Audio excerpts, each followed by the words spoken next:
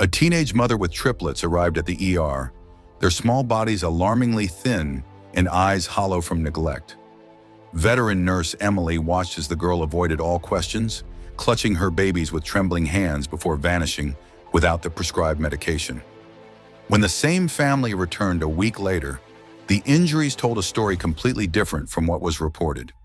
Working the night shift at St. Mary's Hospital was never easy, but for 50-year-old Emily, it was the only thing that gave her life meaning anymore.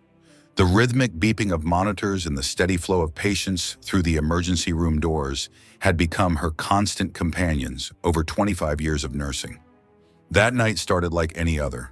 Emily was checking supplies when the automatic doors slid open. A teenage girl stumbled in, carrying what appeared to be a bundle of blankets. As the girl approached the reception desk, Emily noticed the bundle was actually 3 tiny infants. The girl couldn't have been older than 18. Her face was gaunt, with dark circles under her eyes that spoke of sleepless nights.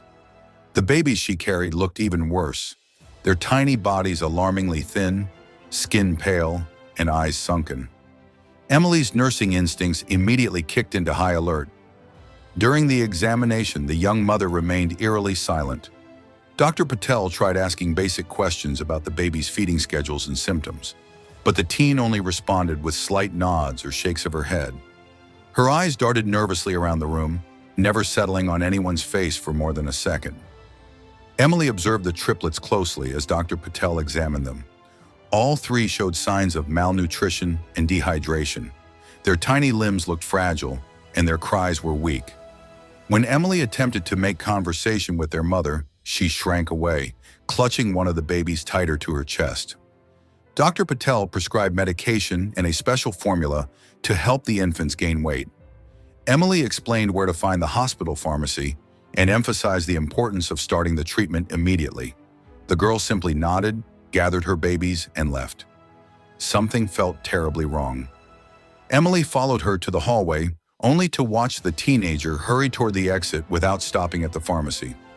Emily called after her, but the girl vanished into the dark night. For days, Emily couldn't shake the image of those 3 tiny faces from her mind. 1 week later, the emergency room erupted with activity as paramedics rushed through the doors with a stretcher. Emily looked over, and her heart dropped. It was the same teenage girl and her triplets. The paramedics reported a dog attack at their residence. The mother had defensive wounds on her arms, while one of the babies had scratches on its leg. But as Emily helped transfer them to an examination room, something didn't add up. The injuries didn't look like animal bites at all. The mother's wounds appeared older, with some already healing, while the babies showed signs of ongoing neglect, worse than before. Emily reviewed the chart as doctor. Patel ordered tests and treatment. The teen and her triplets were admitted for observation. Over the next few days, Emily noticed disturbing patterns during her shifts. The young mother often sat motionless by the window, staring out while her babies cried. She rarely picked them up unless prompted by the nursing staff. No family members came to visit, no friends. Only the hospital staff checked on her regularly. But during one night shift, Emily spotted someone, a man in a dark hoodie, slipping out of the girl's room. His face was hidden, and he moved quickly toward the stairwell. Emily called out, asking who he was. The man bolted without looking back. Concerned, Emily rushed to check on the teen and her babies. She found the young mother sitting on her bed, shoulders shaking with silent sobs. Emily sat beside her, asking gently if she was okay and who the visitor had been. The girl wiped her tears and turned away, refusing to speak. The hospital's security was alerted, but the man was gone. Days passed and the teen and her triplets were scheduled for discharge. Social services had been notified, but with limited resources and no clear evidence of abuse, there wasn't much they could do immediately. Emily felt a growing sense of dread as she prepared the discharge paperwork. The morning of discharge, Emily entered the room with forms and a forced, cheerful tone. She mentioned going home. For the first time since being admitted, the teen spoke in more than monosyllables.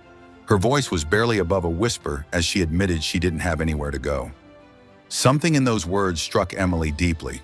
Behind the teenager's eyes, she recognized a familiar pain, one she understood all too well. Emily hesitated, then sat down on the edge of the bed.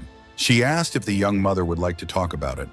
After a long silence, The girl nodded almost imperceptibly. Emily spoke with hospital management, explaining the situation. Given her spotless record and position as head nurse, they agreed to help.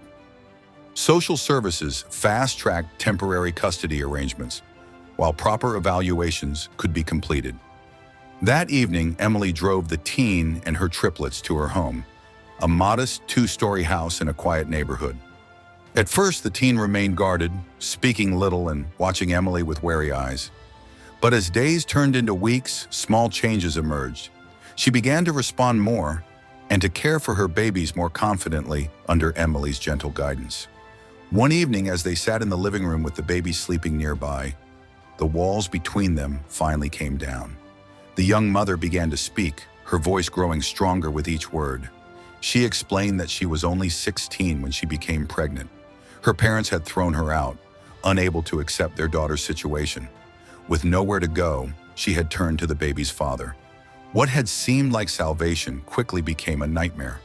He was controlling and violent, using their housing situation as leverage to keep her silent about the abuse. His visits to the hospital weren't out of concern but to threaten her. On his final visit, he told her he was leaving town for a better job opportunity and wanted no responsibilities tying him down. Through tears, the girl thanked Emily for taking in strangers like her and her babies when no one else would. It was then Emily shared her own painful story, how 5 years ago, she had lost her husband and only son in a house fire while she was working the night shift. With tears streaming down her face, Emily told the young mother that she and her triplets had brought purpose back into her life. They weren't just patients anymore.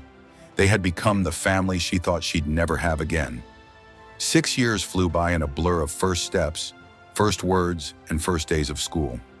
The triplets grew into bright, energetic kindergartners while their mother completed a vocational program and secured stable employment. Emily had retired from nursing to help with childcare, finding more joy in this unexpected second chapter of her life than she ever imagined possible. One afternoon, a knock came at the door. Standing on the porch was a well-dressed man, the same man from the hospital, now without his hoodie. He explained that he had changed his life, found success, and wanted to reconnect with his daughters. The triplets' mother was furious when she learned of his visit, ready to slam the door in his face permanently.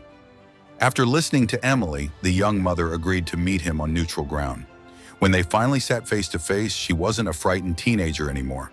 She was a confident woman and mother, setting clear boundaries for any future involvement in their daughters' lives. The man listened, shame evident in his eyes as he recognized everything he had thrown away, and the remarkable family that had formed in his absence. He accepted her terms, understanding that trust would take time to build, if it ever could. And you, what would you do if you encountered someone who needed help but was too afraid to ask for it?